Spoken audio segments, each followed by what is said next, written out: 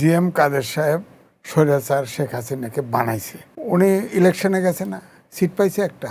বড় পরিবর্তন মানে সরকারের পরিবর্তন হবে। ভূ রাজনৈতিক চক্করের মধ্যে বাংলাদেশ আছে, এতে কোনো সন্দেহ নেই। অন্তর্বর্তীকালীন সরকারের সময়ে যেসব রেস্ট্রিকশন আরোপ করেছিল ভারত, সবগুলো বহাল আছে। জিএম কাদের সাহেব স্বৈরাচার শেখ হাসিনাকে বানাইছে, উনি স্বৈরাচারের পথ চেনে, এটি আমি বলবো।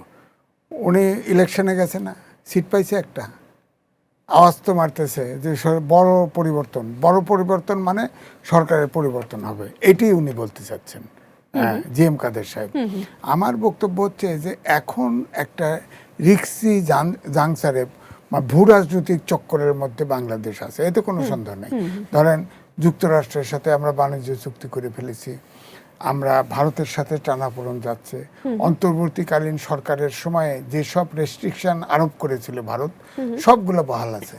শুধু আপনি মালয়েশিয়া গেছে, মালয়েশিয়ায় দেখেন কিভাবে আনোয়ার ইব্রাহিম রিসিভ করছে বাংলাদেশের গান নিয়ে। এবং সেখানে যত সমস্যা আছে, ধরেন আমরা ওখান থেকে যা কিছু পাই, আমাদের মানব সম্পদ, আমাদের ধরেন আপনার আমরা ওই যে কি তেল খাই আনি না, এগুলো তো মোটামুটি সমাধান।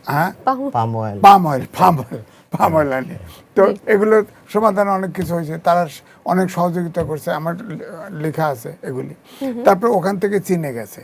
এটা হতে পারে যে ধরেন যুক্তরাষ্ট্র, আমি চীনে যাচ্ছি, আলাপ করে তো যেতে পারবেন না, তাই না?